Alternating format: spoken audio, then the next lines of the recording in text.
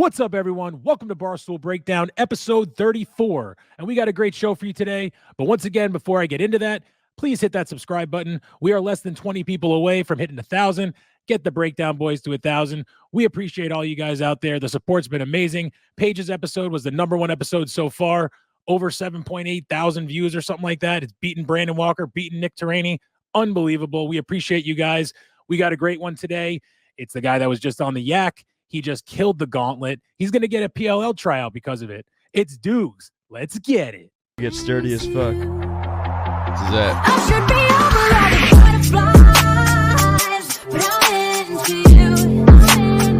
And baby, even on the worst nights, I'm into you. All right, we're here with Barstool's Lax Bro. You know him from the Crease Dive podcast. You know him from Barstool Pick'em and also Healthy Debates. He knows who the MVP should have been. It's Doogs. How we doing, brother? Dude, thank you for having me. Yep, the resident Lax Bro Barstool. Somebody had to do it. Finding out who the MVP should have been this summer. I think we're going to find the answer this summer. Yeah, I just realized I missed the should have. It should have been who should the MVP should have been. It's a hard thing to fuck up. Yeah, it's who should the MVP should have been, and it's you kind of somebody brought it up to me the other day. They were like, somebody asked me because the PLL draft just happened. They're like, yeah, who should the #1 pick be? And I was like, I don't know, but tomorrow we're going to find out who the #1 pick should have been. Yeah, right. Yeah. Well, It's tough to forget. You have FSU Brando's jingle, I was man. just gonna Who say. should the MVP should have been? Yeah, Dude, he's a bop. unbelievable at that shit. That song is good. yeah. I'm not even- It's stuck in your head type shit. For weeks, dude. I was saying that, and just today, because we were DMing back and forth, and we were talking whatever. I was sitting there at the dinner table, and I was just like, "Who should the MVP should have been?" And my wife's like, "What are you saying?" I'm like, I couldn't explain it to you. Like, just don't even worry about it. Like, how do you explain? I'm singing a song that this guy on Twitter that I know made about another guy on Twitter who was drunk as shit, like just like I thought I was doing such a good service, like interviewing like I was trying to be like like the MVP already happened, who should have won, and these kids are like messing with me. Like at some point, it's like they're fucking with me. They're like, wait, what's the question? And I'm like, I'm trying to cut it. I'm like, who should the MVP should have been? And I was like, fuck. But the funniest thing about that tweet that he put out, it's one of those tweets that's just in my notifications where someone or like a porn bot will like randomly like it like all the time. So I watch that video maybe once a week. Oh yeah, right. Oh, you're saying because it still comes up. Yeah, Somebody likes it. Yeah, just like some like OnlyFans bot like likes the message or like whatever. Like it's it's one of the most populated tweets. Yeah, That's fucking insane. Oh, that's so. But funny. I mean, before we jump into that, before you were doing Drunk Man in the Street in the beer garden of the Lax Bros, you have an interesting past. You were a camp counselor for 7 years. Yeah, you had that. I'm sorry, you had that, and then I guess like I told this to, I guess it'll be out by now to Paige. Our how we source here is just basically a LinkedIn read, and then we just go off the shit we know. So yeah, you had that Nosebleed Sports. So were you? It looked like you were writing. Were you a fan of Barstool, trying to get into Barstool? Like, what got you into Barstool? Yeah, I love telling my story, Yeah, Like, right. yeah, it's like, let's talk about me. No, but honestly, it's like one of the funniest things because when people ask like, how do you get your foot in the door? Now it's changed. When I was doing it, it changed. Like it used to be like when Glenny got in, he was like a Long Island kid. How did he get in? Just like, fuck, who knows? But when I got in, I basically just looked up how to get a job at Barstool Sports, and they're like, go through the Viceroy program. So Yeah, I went through the Viceroy program, but before I even applied, I was like, I'm going to start blogging and I'm going to start podcasting. I'm going to start working for like the Dayton student radio to try to build up a resume. So if I did do well on the account, when I go in, it looks like I have like a good resume or could fit into the sports media business. But yeah, I started covering kind of the PLL in year one when I started doing like blogging and podcasting. Started just writing my own blogs about like college football, and I did it for the love of it. I mean, it's not what I ended up doing at Barstool, like writing blogs or whatnot. I ended up taking the social route, but I love it. Yeah, and then I worked as a camp counselor for a special needs camp out on Long Island on the beach. That kind of like with kids with autism, mostly Down syndrome, 5-year-olds all the way up to like 70. But it's something I miss doing. That would probably be what I would be doing if I didn't do this. Was be a special needs teacher for like history. I was a Oh, history really? major. Dude, Yeah, this yeah, is why I love that this shit. show. Yeah, right. That's Yeah. I never would have guessed that in 100 million guesses. That's awesome, dude.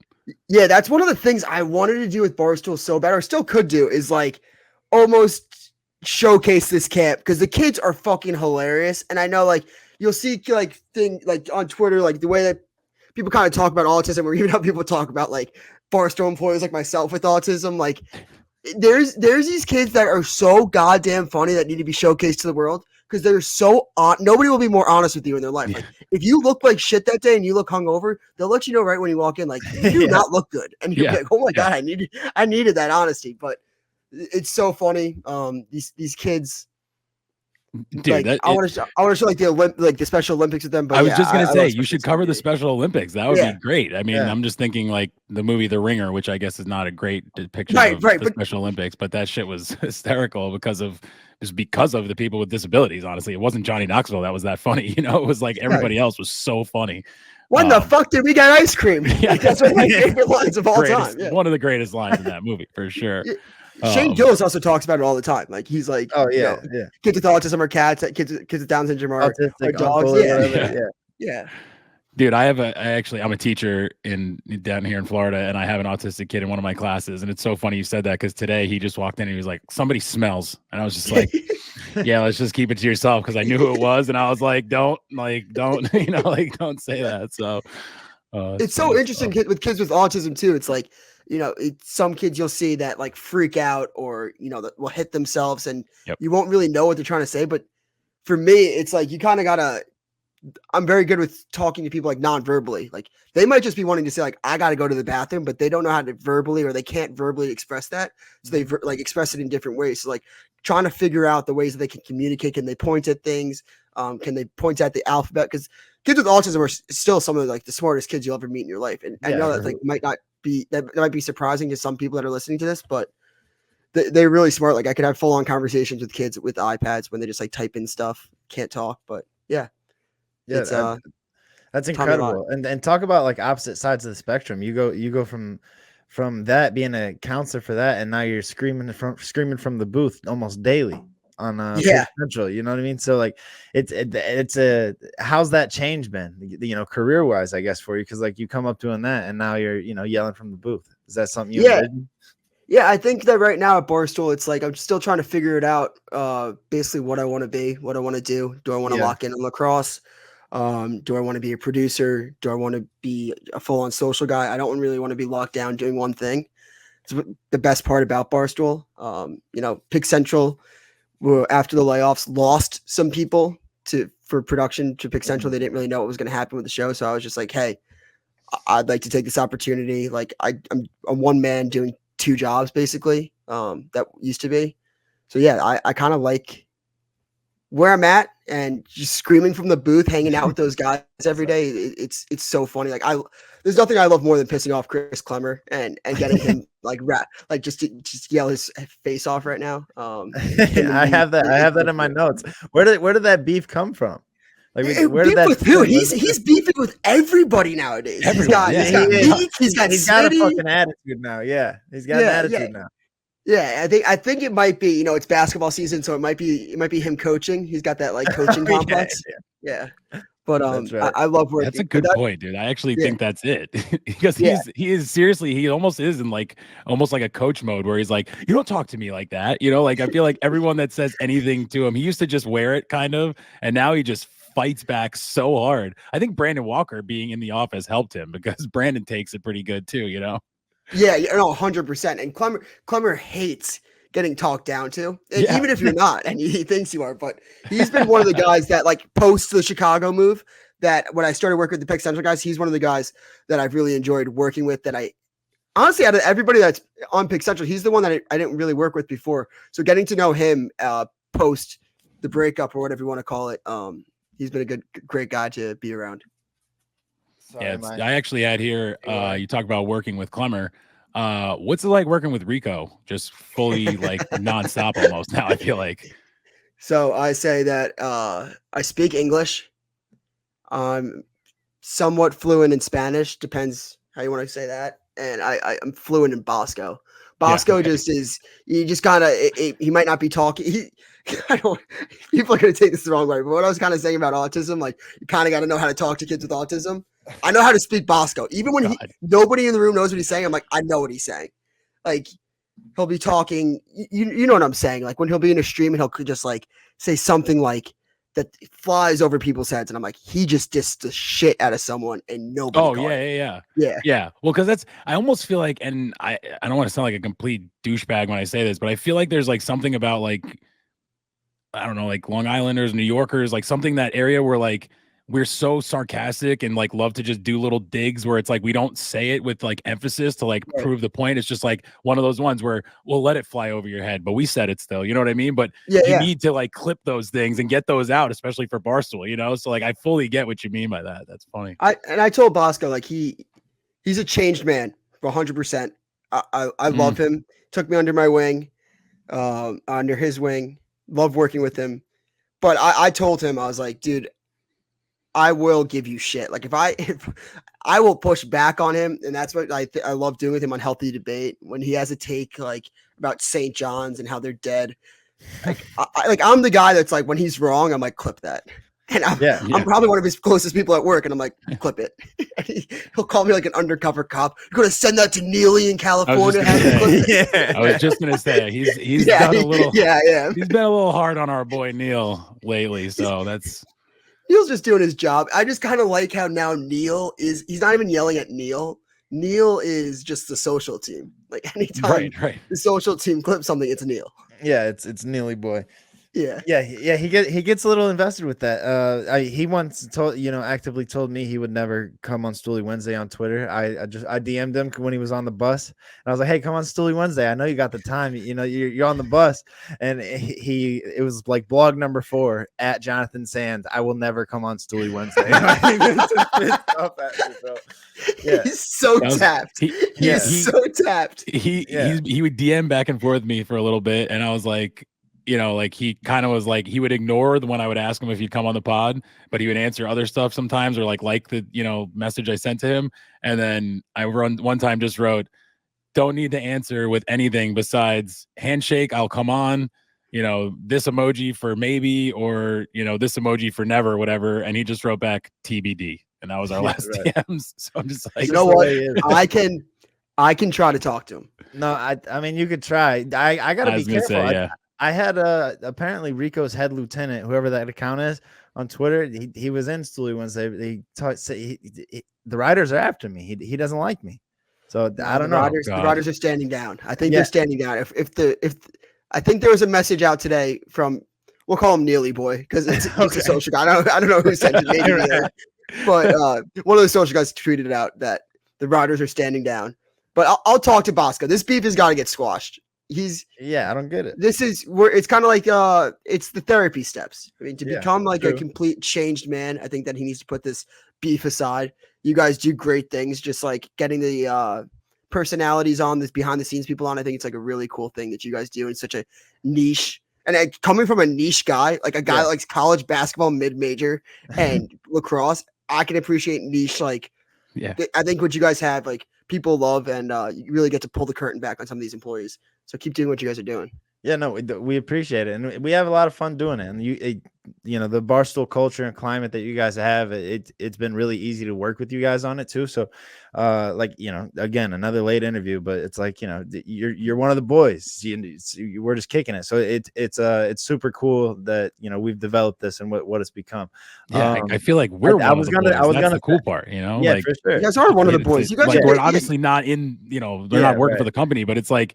People are like comfortable with us and whatever. And it's like, and I was saying to Jonathan the other day, I'm like, dude, we got haters now, dude. Someone like said on Twitter, they were like, oh, could you imagine being in your 30s and having kids and your poor kids, you're doing this podcast, whatever. Meanwhile, like my daughter's like, it's so cool that you do that and you're on TV. And, so cool. and on the Yak one day, TJ like said, happy birthday to my son at the end of it. And my daughter was like, what? That's so cool. Yeah, that's I'm like, awesome. Like little shit like that, dude. Like my poor kids, like they're obsessed with this stuff already. They don't even know what's going on. It's just so funny. So Dude, it's also like I just want to piggyback off what you said. if I didn't get hired at Barstool, I'd be tuning into this podcast because I was a freak. I was looking up every single way to get Right. like how to interact. Like half the people at Barstool that's like might act like that this isn't cool. This is very cool. So like what you guys are doing, like keep it up. I No, we love it. appreciate it. Yeah. And most people are I was pretty gonna chill say with it. thank you. I was gonna say thank you at the end of that because when I called in the healthy debate, you helped me get Rico barking on the bus. You were like, can we get a little bark? So I was the one that called in, and you're like, Oh, can we get yeah. a little bark? And he started barking on the bus. So I Hell yeah. appreciate that. Yeah. Yeah, I love the because now it's like the team that we have at Healthy Debate. You got like Meek, Phil. Mhm. There's so many people on the team that, but I think just a little programming though for Healthy Debate. I think it's shifting a little bit. Oh, really? Bosco's going to be on the street more, a little bit more vlogging. So Oh, that's cool. I like stuff. that. Yeah, I like that. That's stuff to look out for. I know he just like tried to find like the best beef in Brooklyn. Okay. So he went to like Brennan and Carr. He went to Roland Roaster. So just some places that I think I he's thought you were switching it talking up. about like fighting beefs. Yeah. I was like, oh Kendrick man, and he'd be Drake, great yeah. at that. Yeah, right. Kendrick and Drake. Yeah. Yeah. He's on the hilarious. streets trying to find K-Dot's apartment. Yeah, that's what it is. I will No, say that's that great. there was one thing we tried with Bosco where we tried to do like you get healthy debates, you get like 2 employees, sit down in a booth and just draw topics out of a hat. It did pretty well. And it went with Nate and Tommy Smokes because we were trying to prove that like It'll work. this will work. Like, Mhm. and you know, Nate was like going at him that week or whatnot. I'm not even kidding. They might have done it for 10 minutes and Bosco just texted me, never fucking again. Because Nate was just pushing all his buttons. And Nate's like, how'd that go? I go, that went great. And I texted Bosco, I was like, that was like the best thing that I think you've done in a while. Yeah, you got to give Nate a Oh, Twitter. man. You know. Oh, Nate's great. Nate's great. Well, you mentioned earlier how like you get to like pull back the curtains on some people and you get to hear things, whatever. Like we were talking about your, where you were come from and then how you got here and all this stuff. You got to give me the BBC story. Like I need to know, like Right. that picture, like it just says Dukes. Like I don't know, dude. And it's one of the things that like I'll never forget that. Just like I'll never forget when Greer was on talking about like TMZ. like I'm just like right. those things like you guys made it on like the actual TV. Like my daughter says like, oh, Right. you're on TV. It's like we're on the internet, but that was like legitimately thousands and thousands, if not millions of people see. It was like just give me the story there because So that was I probably came into Barstool probably a little bit hot, meaning like I had like this is like some self-awareness now pulling back almost like 4 years, which is crazy, but came in like had my interview and I was like I want to do more content, probably just trying to be like I want to like just hungry.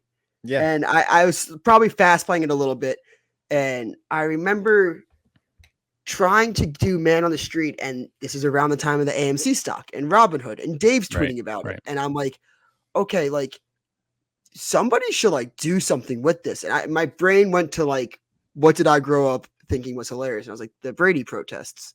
So I was like, somebody should go to. I remember looking at Jack Mack actually being like, dude, you should go to Wall Street and protest this. And he's like, I don't know, no one's really gonna go there.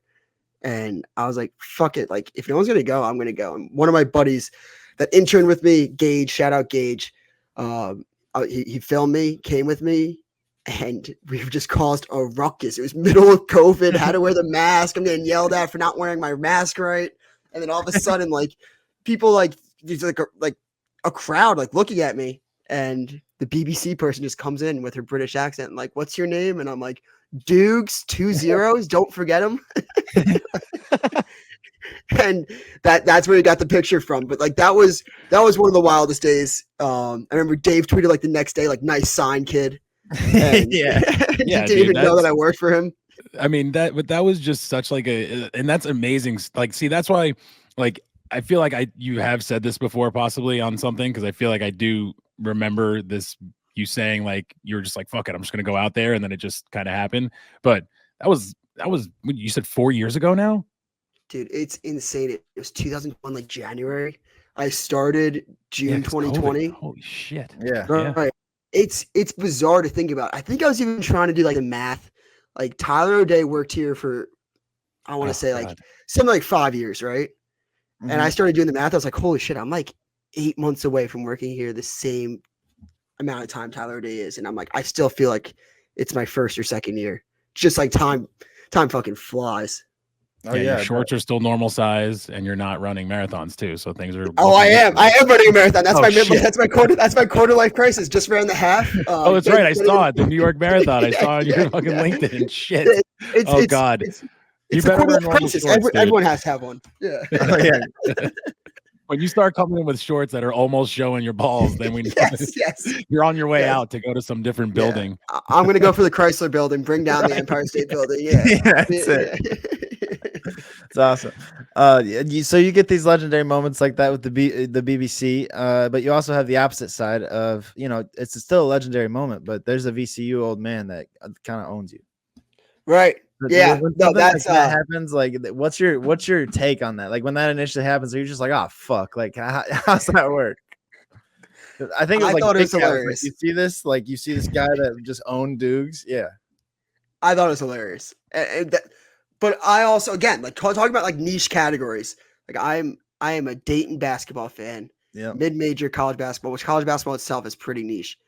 And then you have to go into Twitter. And I'm in like A10 Twitter, which like VCU is a rivalry. So it's really like 1,000 people that really like would know this guy or know me. So I see it and I'm like, all right, this is fucking hilarious.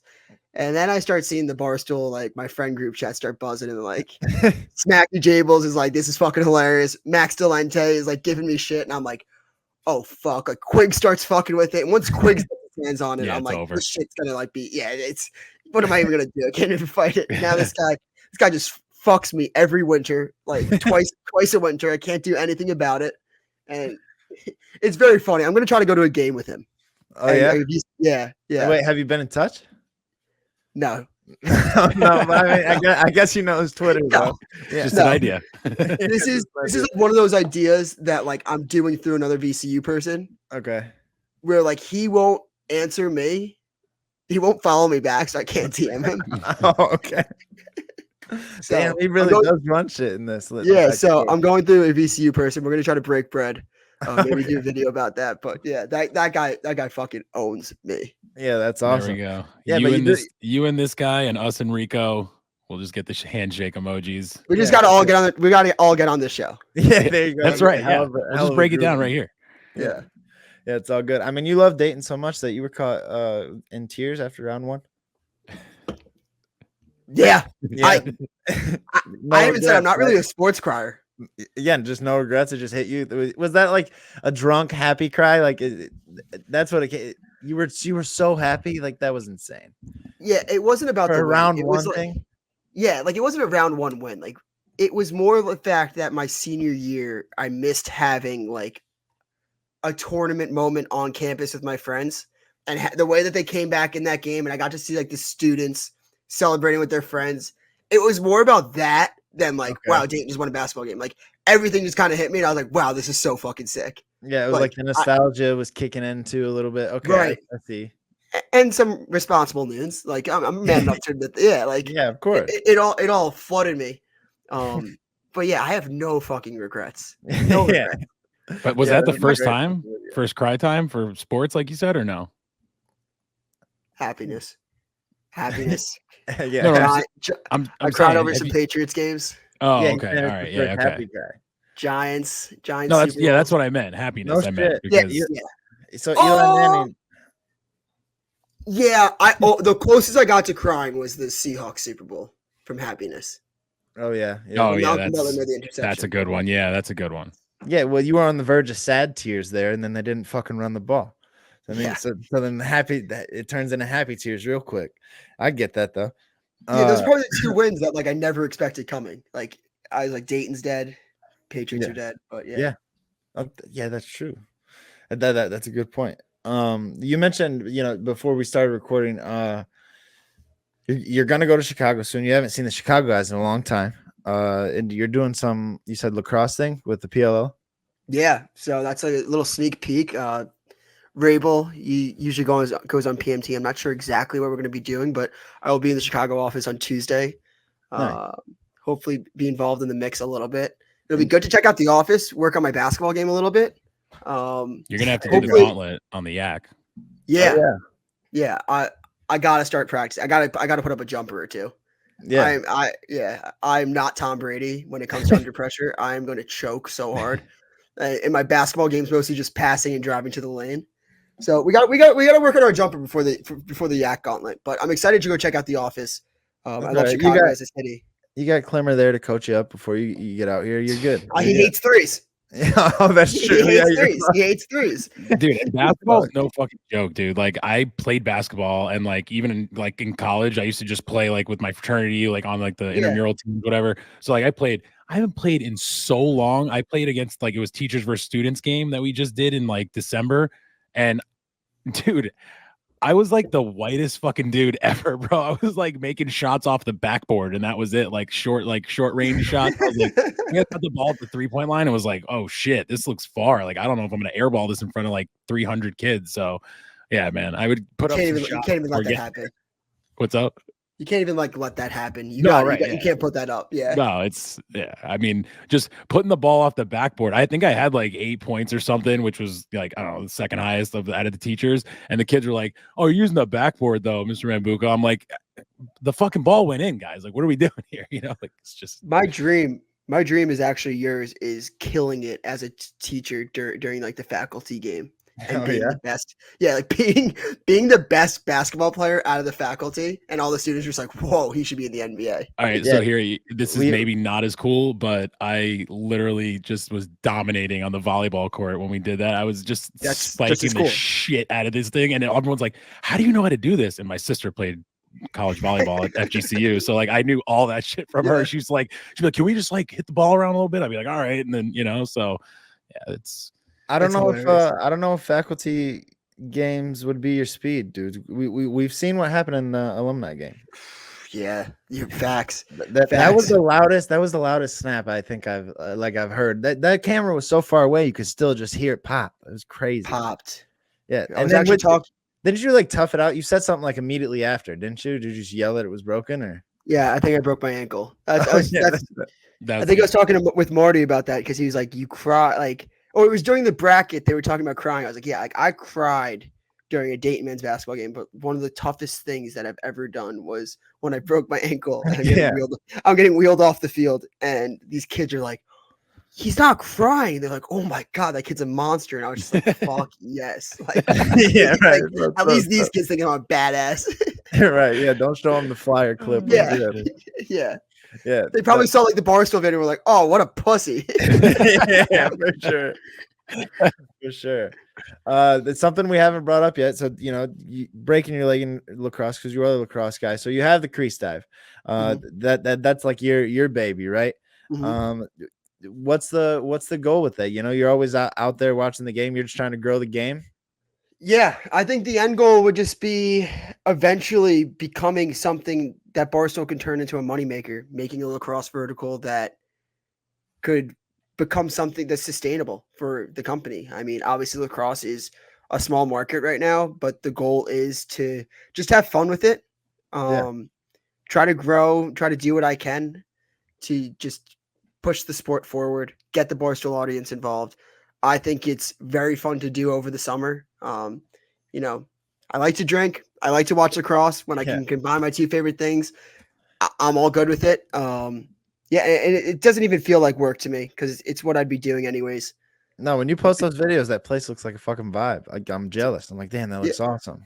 Yeah, just getting some stories that I've never learned lacrosse. Yeah, I was just trying to introduce football and a beer chug. Like I would. He'd be toast.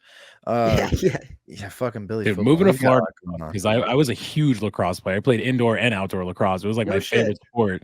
And then I moved to Florida, and it was like a club sport where like it was like the kids that couldn't play the other sports, they played lacrosse, and it was like, ugh, I don't like that, But I had like buddies that played for Post and stuff like that. Like they were big lacrosse people. So that was like one of my like favorite sports. And I still say to this day, I was like, if it was more indoors, I feel like it would be bigger. Like I feel like it could be bigger than like arena football. Like even though that wasn't that big, like lacrosse is like a fun ass sport. It's literally hockey and like, it's like all different sports put together. And then, so like when people actually get to see it, that's why like when you put those clips out there, like I'm always like retweeting them and shit because I'm like, people need to see this shit, you know, like people don't see the cool stuff that like behind the back passes and stuff. They do that all the time, you know. So. Yeah, the athletes are insane in lacrosse. I think it doesn't get enough credit for the athleticism that's there. I think it's slowly starting to get there, but I mean, just the relationship that with the PLL. Actually, I'll give you guys a little sneak peek with this. My relationship with the PLL is pretty good. They're in town this week. They're going to ring the bell, the NASDAQ bell tomorrow. So I will be ringing the bell with PLL tomorrow. Hell yeah. Oh, Yeah. fuck yeah. Yeah. Yeah, that's sick, bro. Yeah. Yeah, that's So- awesome. So Is you'll that- probably wait, be so ringing. like You'll that- probably be ringing the bell last week for those listening. But yeah, fuck Oh, yeah. Yeah, well, yeah. You might have caught me. Yeah, there you go. It's very funny though. Like that, I went to like protesting Wall Street and now closing. Yeah. Yeah, dude, that was hilarious too. That was hilarious when you went to ring it and you flipped off the camera instead, though. That was fucking hilarious, bro. Yeah, that was probably my most viral moment ever. When you're watching this, you'll know like, oh, that was the viral clip. Yeah, that's it. Yeah, Oh, okay. yeah. And that's why man. Duke's in deep shit with the PLL. It's perfect. Yeah, Yeah, right. Yeah. that's why they're really. That's why he's not in Chicago. Yeah. Yeah. People are like, "What the fuck is going on? This is like a time traveling podcast." It's like this shit actually happened. Oh man. So I honestly don't have a ton more written down here. We got into the Climmer beef and the Rico stuff, which was my favorite stuff. Oh well, perfect, because I had one more thing, and it was There you about Clemmer. It's about the rat race, which team fucking whatever the hell they wanted to call you guys. Oh, And yeah, what was it? You yourself, bro, dominated that. I think I was DMing with you about it. I was like, yo, you're my Barstool Beast of the Week. You fucking killed that. You're like, I appreciate that. Yeah, I remember that. You fucking killed that, bro. The Three Killed it. Stooges team. That's Oh, what. that's Yes. Yeah, I even forgot. I was like, good call. Yeah. Yeah, dude. I think that Gia, good friend. I think she was a little salty that we won because she For thought that sure. she thought that three. And a lot of people thought that three was an advantage. I challenge anyone to get Dana Beers on your team, or just even like you have to get three people to a location. Getting Dana around the city wasn't that easy. When we had to get into the buggies, we had to get like 2 horses to carry us during That's the true, entire yeah. race. Spoiler That's alert, but Yeah, and then you go. No, he can get distracted too. I totally understand. Dana, he's got a little ADHD going on for sure. So it's hard to keep him focused on the objective. Right, and I just challenged Gia. How about we put Dana on your team and see how you guys do? Yeah, Yeah, well, Trader- look at him Trader on the Beer- dozen. He gets the right answer, and then literally will be like, "Oh, hold on, let's discuss this," and then just make everything way more chaotic, and then they'll get the right answer with what he said 30 seconds prior. So it's like, But winning with Dana and Hubs was a bunch of fun because I love those guys so much, and that was just like a fun, thrilling feeling. But then I don't know if anyone tunes into Rat Race 2, we got back together. Okay. Spoiler warning: Okay. they kicked me off. Oh no shit. Okay. I'm gonna have to check it out. I'm all caught up on my content. I'm not gonna say anything else, but that is a 5. I gave that to the audience. There's like a 5 that you'll find that out in like the first 5 minutes. But yeah, Okay. it then Perfect. you'll find out. It's a great episode. Clemmer really found something. yeah, I could No, see yeah, him I doing think so, different for sure. cities. Yeah, I could see him doing different cities or whatnot because he really found his niche. Yeah, And we had him on to talk about it, and I think to stemming from what was it, the New York City facts and info. Like he's just into city shit and he knows stuff like that. Like I think it's a great thing for him because it's his interest and it gets everybody in the office involved. And it's awesome. We talked to him about it though. He's killing it with Rat Race. We love that. I still want Clemmer and Rico To do to what? be locked in a room. Okay. First person to leave loses. Person who stays gets 100K. Now, is there anything to do in the room? You can sleep. yeah. Okay. But I think that the entertainment part was like you only have each other. Like somebody is gonna break in there. I think that's a good idea though. But someone might break, but we know that both those guys are good at sleeping on stream. that's what I Yeah, was no gonna high say. You noons. gave it- No high noons. Okay. No bets. Yeah, also no bets. Yeah, let's just formulate this right now. But I told him that was like first person to take a nap loses. Oh God, that would be crazy. Having them, both of them, just like in like sleep, like just like just Deprivation completely state, off. yeah. Yeah, deprivation. Yeah. Yeah. Yeah, they do that God, shit to you. dude. Your first 2 days of boot camp in the Navy, they do that to you. You're like up for the first 48 hours and you're like sleep deprived, going crazy. I mean, we were all pissed off at each other, so I can't imagine, Rico and Clem are going through that situation. That's a couple So of guys that's that why walk no around high pissed noons. off. Yeah, they walk around pissed off. Yeah, that's why they can't have high noons in there. Yeah, okay. Yeah. Yeah. That's perfect. Yeah, like I said, I don't have anything else written down. Frankie, do you have anything else for him? No, I went through. I think, I hit everything that I was. Dudes, what are we missing? I feel like we're missing a moment. I feel like we I can talk encapsulated- about my suspension. Yeah, I was like the face of the Barstool gambling TikTok for a little bit. Yeah. During that time period, and I was putting myself out there again, kind of hungry to make a name in content, trying to ride a high. And I'll say this. I think enough times passed that I can get my story out there a little bit. It's not as bad as it was portrayed to be, in my No. opinion. Agreed. I don't know if anybody has ever seen it. It was like, I never said like, if you lose money, you should like kill yourself. Like that's the only answer. Like it was never anything like that. It was like basically like it's only money. Everybody dies eventually. So who really cares? Mhm. And was it the smartest thing to do under the regime that we were under? No. Would I have done it again? No. Was I young and stupid? Yes. Mhm. Have I grown from that mistake? Yes. But again, when I talked about like me knowing Barstool content in the past that I liked to go like to Wall Street, I also knew how to handle Dave, in my opinion, from afar, or how I always thought that I'd handle Dave from afar. And it was just like, he's paying my checks. He's right. I'm wrong. Yeah. He's smart. I'm dumb. And I was just like, thought I was going to lose my dream job at 21. I came in probably like a little misty eyed, just like shit. Like I am fucked. Like I remember getting phone calls from Smacky, who's like technically like my boss, being like, I don't know, like if you're going to get fired, having to talk to Erica, having to like fight for my scary. job in there. And then once I get to Dave, and everyone was like, I've never seen Dave this mad. So I was like, fuck me, I'm dead. I Mhm. walk into Dave's office and he's like, how fucking dumb are you? And I was just like, I'm so sorry. Just like, I'm not that smart. I And was gonna say, he you was said just the like, greatest comment ever because he Yeah. loved that.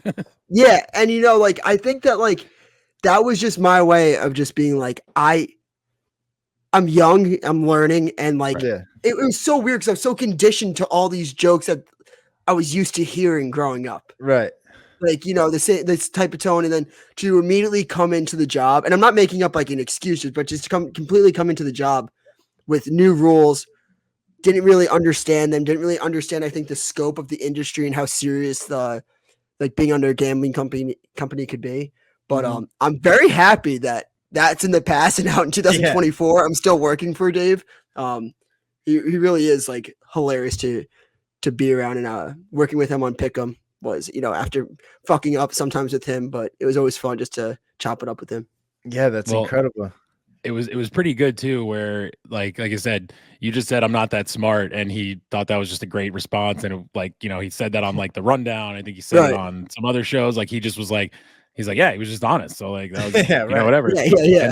And then you just showed up the next day, which was like another perfect move. I feel like, right? Then you come in the office. Yes. So I think that I like called an Uber or something, and I left his office, and I like went to go grab my stuff, and like I just like told like a couple of my friends like, yeah, I just got suspended, and I think I went to grab a bagel. Like there was like bagels out for like bagel like Monday, so I grabbed a bagel, I made it, and I was on the way out, and he just like looks at me, and I was like, I'm out. Oh shit. Oh, that was it. He just Yeah, stopped yeah. after a bagel. Yeah, They made yeah. that such a big deal, dude. That's so that's so Barstool though, because they made that a deal as if like you came in the next day and we're just like, oh yeah, I'm here to work. Like what do Yeah, you the mean George I'm suspended? Costanza. Yeah, Yeah, right. George Costanza. Yeah. Yeah, I think they said that. That's Yeah. that's so good. I should Oh have. man. That's so That's so funny. funny. Yeah, you also didn't you also Venmo people that you gave a pic to or something? God. What happened there? Yeah. So, yeah. How much money you down from that? And you like realized? So this is what I'm like, dude. I think that people are out to get me. Is we had a pick and parlay, and me and Katie Stats were in the pick and parlay this week with Dave, and she picked like Toledo -6, and I accidentally wrote down like Tulane, and Tulane happened to be -6 as well. So when you put together the parlay, nobody could be like, these odds don't make sense. Everything made sense. So when I look at the app the next day to look at the odds, I'm like, is this all good? Katie's like, no, that's not my pick. And I was like, well, could you kind of just like say this is your pick? Because I did like, I'm gonna get like fucked. And she was like, no, I'm not putting my name on that. And I was like, okay. And I was like, fuck. And I texted them, switched it, but people had already placed their bets on it. So when the bet hit, the parlay, people started texting me after doing like tagging Dave, being like, didn't go through because like Dukes messed up the parlay. And I was just like DMing them on the side, like, yo, what's your Venmo? I'll pay you. Yeah. Dave was like, you can't do that. People won thousands of dollars. You don't have that. I was gonna say they're probably betting like $400 to win like, you know, 2-3 grand, and you're like, oh yeah. How many people did you Venmo before you realized it? I didn't Venmo. I can't do that. I didn't Venmo anybody, thank God. Because I figured it got fixed before I thought about Venmoing, but I mean, I couldn't afford it. I mean, people talk about like Sass being like, I make no money. Like me and Sass were roommates. Like I know Sass made more than me, so like I wasn't in any shape to like put that out. Yeah, that's true. Yeah. well, at that time, let's just be honest. You weren't very smart. You said it yourself. Yeah, So- That Look was at the growth. 2023. This is 2024. Yeah. I love how the first reaction was like, hey Katie, like you could probably say Tulane's gonna cover. Like, come on. Yeah. It wasn't even like a come on. It was like please, because I know this is gonna hit now. Yeah, right. And both almost did, which I was like, please just hit.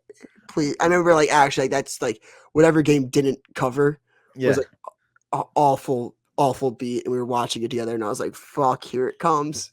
Dave calls. Yeah, you were losing either way there. Yeah. Fuck, man. That was as much as it like sucked at the time, and like I had to eat it. That's funny looking back at it, and it was like all okay. Yeah, that's part of Pick'em. You know, when you lose, you eat it. It's usually directed towards one chair on that show, but you know, it goes around. But that's why it's a great show. That's why I fucking love it. And that's you know, I appreciate stories like that, and I appreciate you coming on, Dukes, to tell them with us, and you know, and hanging late with us, man. We got to just start changing shit to hanging late with the breakdown. It's not even just an interview, because all these interviews were running late, but we truly appreciate it. And I don't have anything else for you, Frankie. If you have anything for him, that's it. Like I said, I got through the stuff I wanted to talk about, and I think we got some good behind the scenes stuff that you know we all wanted to get. So again, appreciate you coming on, brother. Yeah, make sure you wear an ankle brace. But yeah, thanks. Sorry, thank you guys for having me on. Keep doing what you're doing. I appreciate everything you guys do for Barstool and just like the Stoolie community. Yeah, fuck yeah. Thanks, dude. Let Rico know we don't bite. Yeah, let us know. Let us know how Bosco feels about. He bites. Yeah, right. And he throws. It's the Barstool Breakdown. Go ahead and give it to me. Breakdown. Let's listen to those guys.